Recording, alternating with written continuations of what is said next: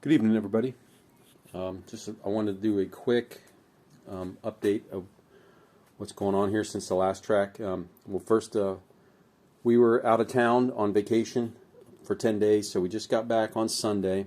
We're actually just back from Hawaii, and now in a month, trying to get caught up around the house and everything has been a struggle.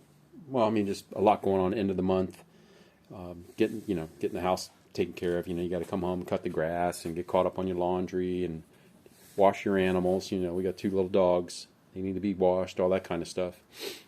But anyway, the only thing I've been able to get done on the car, and it's not that it needed much, but I did get the new the AEM wideband installed, and I made a new ordered a little thin piece of ABS plastic off Amazon and made a new gauge plate there. So. The other one was the radio delete plate from LMR, and it was thicker and it was a different kind of plastic. It was thin, or thicker and more stiff, so it ended up chipping a lot and breaking, so I just decided to make a whole new plate.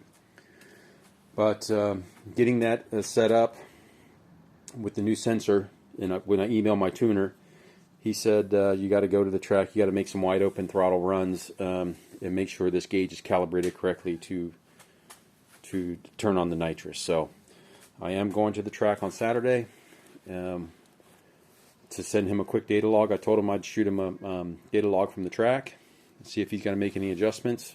If I hear back from him and that everything's okay, I'll load up the nitrous tune and we'll try it. If he doesn't get back to me, then I'll just run NA the whole day and see if we can't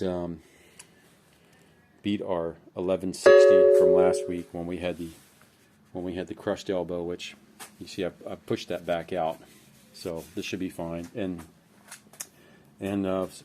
one of the viewers was asking me exactly what happened. Well, I had a cold air duct, as you guys know. It was a little too loose here, so when I was shifting gears, it sagged down and sucked into this pipe here, causing a big amount of, obviously, the vacuum, and then the vacuum crushed this elbow right here.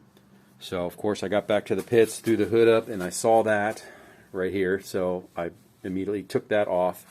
I never even saw from the front that this was crushed into the back until the next day. So we'll go give it another shot with the new wideband and see if we can't get that one dialed in to make some nitrous passes. And then again, I'm ready to move on to the 347 after that. So that is the quick update.